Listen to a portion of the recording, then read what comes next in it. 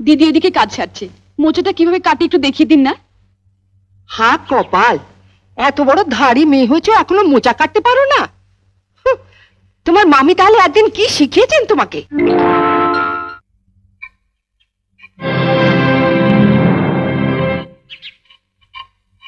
আজকে তো আমাদের বাড়িতে পুঁটি মাছ আসেনি। এই পুঁটি মাছ এলো কোত্থেকে? লতিকাদের বাড়িতে আজ কাজের মেয়েটা আসেনি, ওগুলো কাটতে দিয়ে গেছে। ওর নাকি আজ ঠাকুরপো এসেছে, সে নাকি পুঁটি মাছ খেতে খুব ভালোবাসে। এদিকে তোমার অসুস্থ ছেলে খিদের জ্বালায় কাঁদছে, আর তুমি লতুর ঠাকুরপোকে পুঁটি মাছ খাওয়ানোর জন্য। সব কথাতে এভাবে হেসো না তো। ওঠো ওঠো বলছি। তুই তো লতুকে চিনিস, এসে যদি দেখে মাছ কাটা হয়নি। সে আমি বুঝবো, তুমি হাত ধুয়ে ছেলের কাছে যাও। না ছোট, আমি কেটেই যাব।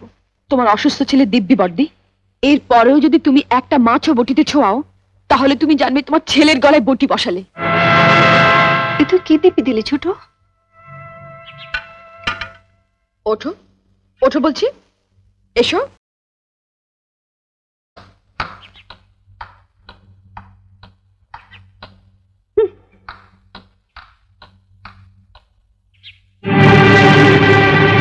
বড় বৌদি, বড় বৌদি, ও বড় বৌদি। বড় বৌদিকে কেন? দরকার আছে। কি দরকার আগে আমাকে বলো। তোমায় কেন বলবো? দরকারটা আমার ওর সঙ্গে। দাঁড়াও, সাগরে পৌঁছতে গেলে তোমাকে যে আগে এই ছোট নদীটা পেরোতে হবে ঠাকুরজি। সাগর? আজ আমিও দেখব ওই সাগরে কত জল আছে। কি রে লতু, কি হয়েছে? এত চেঁচামেচি কিসের? দেখো না মা, কতদিন বাদে আমার ঠাকুরপো এলো, বলে একটু পুঁটি মাছ খাবে। আমি সে কখন পুঁটি মাছগুলো কাটতে দিয়ে গেছি, আর তোমার বড় বউয়ের এত সাহস, ওগুলো না কেটে ঘরে খিল দিয়ে বসে আছে।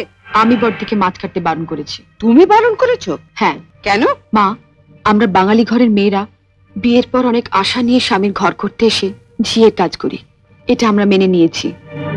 কিন্তু তাই বলে পাড়া প্রতিবেশীর বাড়িতে ঝি না এলে তাদের বাড়ির ঝিয়ের কাজও আমাদের করতে হবে? এটা আমি কিছুতেই মেনে নিতে পারবো না।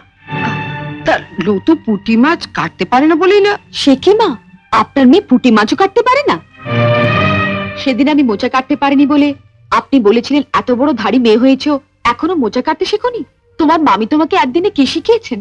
তা মা, আপনার মেয়ে তো কম ধাড়ি হয়নি, এখনো পুঁটি মাছ কাটতে শেখেনি। আপনি কি শুধু ওকে কলাবাজি করতেই শিখিয়েছিলেন? শুনলে মা, শুনলে? ঠাকুরপুকে যখন পুঁটি মাছ খাওয়ানোর এতই শখ, তখন মার কাছ থেকে পুঁটি মাছ কাটাটা শিখে নিলেই পারো। আর মাও যদি পুঁটি মাছ কাটতে না জানেন, তুমি রোজ বিকেলে আমার কাছে 4টে করে পুঁটি মাছ নিয়ে আসবে। আমি তোমাকে শিখিয়ে দেবো বটিতে ঘষে ঘষে পুঁটি মাছের ছাল কিভাবে ছাড়াতে হয়। কেমন? হাই ফ্রেন্ডস, দেখো আমাদের ভিডিও কেমন লাগছে। এই ভিডিওটা সবাই কিন্তু লাইক, কমেন্ট, শেয়ার, সাবস্ক্রাইব করে দেবেন। আর অবশ্যই ভিডিওটা ভালো লাগলে আমার চ্যানেলটা সবাই সাবস্ক্রাইব করে দেবেন। আমাদের পরিবারের সদস্য হতে চাইলে সবাই কিন্তু লাইক, কমেন্ট, শেয়ার করে দেবেন।